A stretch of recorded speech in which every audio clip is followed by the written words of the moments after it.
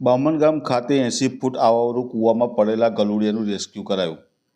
કરજણ તાલુકાના બામણગામની સીમમાં આવેલ આવાવરું કૂવામાં કૂતરાનું બચ્ચું પડ્યું હોવાનો કોલ કરજણ ફાયર વિભાગને રાત્રિના સમયે મળતા કરજણ ફાયર વિભાગ દ્વારા ઘટના સ્થળે પહોંચી ગામના આવાવરું કૂવામાં 80 ફૂટ જેટલી ઊંડાઈએ પડેલા ગલુડિયાનું રેસ્ક્યુ કરવાની કામગીરી હાથ ધરવામાં આવી હતી। ફાયર વિભાગ દ્વારા ભારે જહેમત બાદ કૂવામાં પડેલા ગલુડિયાનું રેસ્ક્યુ કરી બહાર કાઢવામાં આવ્યું હતું।